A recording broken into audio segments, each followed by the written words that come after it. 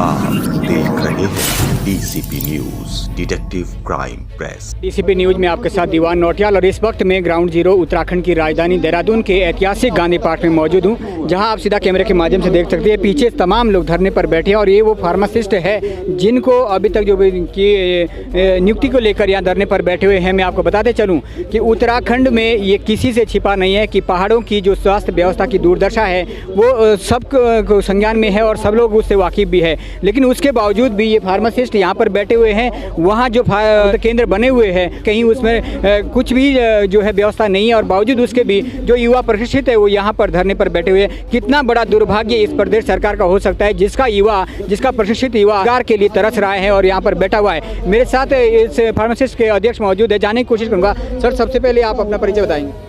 मेरा नाम महादेव गौड़ है, मैं प्रदेश अध्यक्ष हूँ। गौड़ जी, क्या आज जो आपका यहाँ पर ये धरना है और मैं अपने बैनर के माध्यम से मैं देख रहा था कि तमाम सारी आपको पहले की मुलाकातें हैं, वो पेपरों की कटिंग है, यहाँ पे आपने एक बैनर बनाया है उसका भी, उसके बावजूद भी आपकी आवाज़ को कहीं कहीं अनसुना करना सरकार का आखिर क्या मंशा हो सकती है? देखिए, हम 19 अगस्त 2021 से एकता विहार धरना स्थल पर आंदोलन कर रहे थे। उसके बाद हमने लगातार रैलियाँ करी, अपनी मांगों के संबंध में सरकार को जगाने का प्रयास किया, चेताने का प्रयास किया और हमने लगभग 8 रैलियां करी। सीएम आवास से लेकर निदेशालय से लेकर सचिवालय, विधानसभा कूच सारा हमने किया। बुद्धि शुद्धि भी किया हमने सरकार के, कहीं बुद्धि शुद्धि आ जाए, सरकार हमारी मांगों के संबंध में कोई संज्ञान ले। लेकिन आज 118 दिन हो गए हैं। 118 दिन के बाद भी सरकार बहुत अनसुनी कर रही है, हमें नज़रअंदाज किया गया और इससे 21,000 जो हमारा बेरोजगार फार्मासिस्ट है बहुत आक्रोशित है। प्रदेश की स्वास्थ्य व्यवस्था दूर दराज का जो क्षेत्र है, जहाँ पर्वतीय क्षेत्र है, जहाँ पर डॉक्टर नहीं होते हैं और जो लोगों को छोटी छोटी समस्याओं के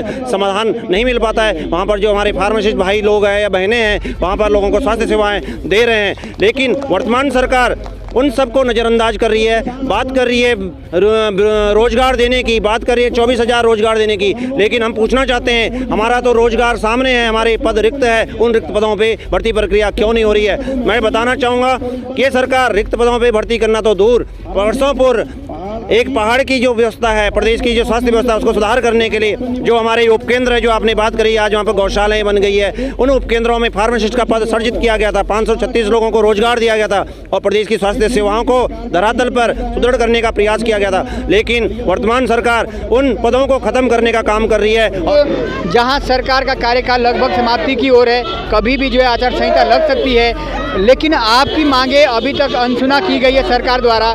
क्या कहना चाहेंगे आज इस महारैली के दौरान? मैं यही कहना चाहूँगा कि आज 118 दिन हो गए हमें आंदोलनरत होते हुए। 19 अगस्त 2021 से जब हमने आंदोलन शुरू किया था तो हमें ऐसा हमने परिकल्पना करी नहीं थी कि हमें आज ऐसी स्थिति में आना पड़ेगा। सरकार ने हमें बहुत अनदेखा किया है, हमें नज़रअंदाज किया है और हमारे साथ विश्वासघात किया है। विश्वासघात मैं इसलिए कहना चाहूँगा कि लगातार हमारी जो वार्ता है स्वास्थ्य मंत्री जी से हुई है, मुख्यमंत्री जी से हुई है, लेकिन उन्होंने मामला जस का तस रखा है और षड्यंत्रकारी तरीके से जो हमारा जो प्रकरण है वो कैबिनेट में ला के गुपचुप तरीके से हमारे जो पद है उनको ख़त्म करने का काम ये सरकार कर रही है। ये घोर आपत्तिजनक है। एक विद्वान मुख्यमंत्री नारायण दत्त तिवारी ने बेरोजगारों को रोजगार के लिए ये पद सृजित किए थे, जहाँ दवा वहाँ फार्मासिस्ट पर। लेकिन ये बड़ा अन्याय है कि ऐसी जगहों पे हमारे गाँव में, दूर दराज के इलाकों में फार्मासिस्ट ही डॉक्टर का कार्य करता है, पर लेकिन ये सरकार को पता नहीं है।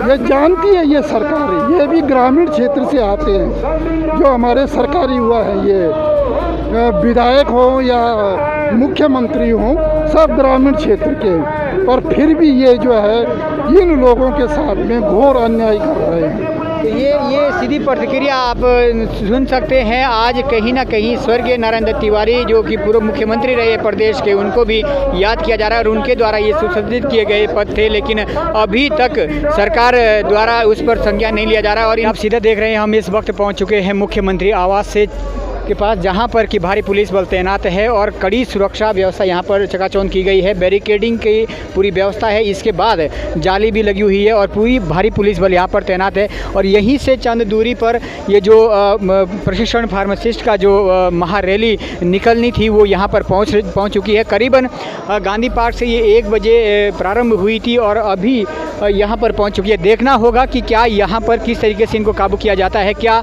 यहाँ पर रोक दिया जाएगा या फिर बैरिकेडिंग को क्रॉस करके अंदर प्रवेश कर पाएंगे ये बेरोजगार फार्मासिस्ट और प्रशिक्षित फार्मासिस्ट।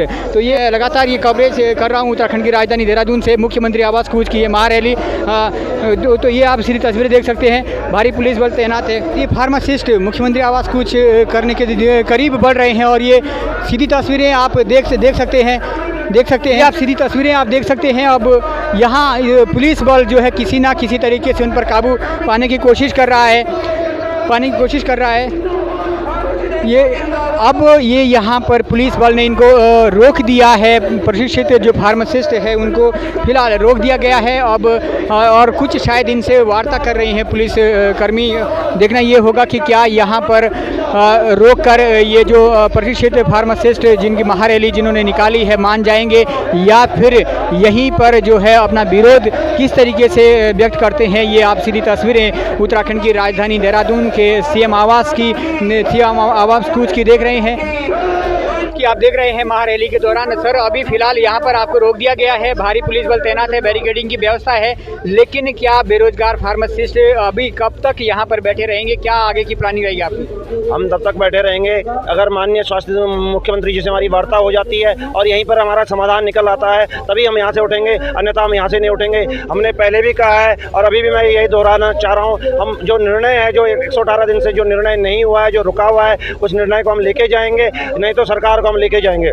ये सीधी प्रतिक्रिया है। जब तक प्रदेश के मुख्यमंत्री या संबंधित जो स्वास्थ्य मंत्री जो यहाँ पर नहीं आएगा, कोई सरकार का नुमाइंदा, जब तक इनको ये पूर्ण आश्वासन नहीं मिल जाता है कि इनकी जो मांगे हैं वो पूरी कर दी जाएगी, तब तक ये यहाँ से नहीं हटेंगे। लेकिन सर, फिलहाल ऐसा कोई लग नहीं रहा। अभी आपके जो फार्मासिस्ट है, जो भी यहाँ पे कैप्टन द्वारा इनको रोका गया है और किसी तरह की वार्ता भी हुई है, क्या पुलिस के द्वारा कोई ऐसी सूचना दी गई है कि कोई आने वाला है या कोई सुनने वाला है? नहीं, अभी तक कोई ऐसी सूचना नहीं दी गई है। हम परिवार के साथ, बच्चों के साथ, अभिभावकों के साथ में यहाँ पर बैठे हैं और हम ये देखना चाहते हैं कि सरकार की अब कितनी दमनकारी नीति है, हम उसको भी देखना चाहते हैं कि सरकार कितनी दमनकारी नीति अपनाती है। लेकिन हमें विश्वास है कि माननीय जो मुख्यमंत्री जी युवा है, कहीं ना कहीं इस पीड़ा को अब समझेंगे, क्योंकि उनके पास भी समय नहीं है, सरकार के पास भी कार्य करने का ज़्यादा समय नहीं है। आचार संहिता कभी भी लग सकती है और हमारे पास भी समय नहीं है। हमने जो सरकार को समय देना था 118 दिन का समय दे दिया है और अब हमारे पास आज रात 12 बजे के बाद 1 भी सेकंड समय देने का हमारे पास वक्त नहीं है। सरकार को तत्काल इसमें निर्णय लेना होगा और तत्काल जो हमारी जो भर्ती प्रक्रिया रुकी हुई है, जो रिक्त पद है, उसमें तत्काल विज्ञप्ति जारी करनी होगी। तत्काल विज्ञप्ति जारी करने की ये आह्वान कर रहे हैं और कहीं ना कहीं संपूर्ण युवा, हमने कहीं जितने भी हमने बेरोजगार जो धरने पर बैठे हुए, उनकी उम्मीद है प्रदेश के यंग मुख्यमंत्री है, युवा मुख्यमंत्री है, सब ये आशान्वित है, ये उम्मीद लेकर आए हैं कि कहीं ना कहीं युवा मुख्यमंत्री युवाओं की इस पीड़ा को समझेंगे और उनकी जो समस्या है उसका समाधान निकालेंगे। क्योंकि बहुत जल्द और कभी भी जो सरकार जो है आचार संहिता जो है लग सकती है, तो उसको मद्देनज़र सरकार के पास भी ज़्यादा वक्त नहीं है, इसलिए ये उम्मीद की जा रही है कि इनके द्वारा कि कहीं ना कहीं सरकार सुनेगी। हालांकि ये अभी देखने वाला विषय होगा कि बने रहेगा। हमारे साथ मैं सहयोगी कैमरामैन प्रदीप भंडारी के साथ दीवान नौटियाल, DCP न्यूज़ उत्तराखंड।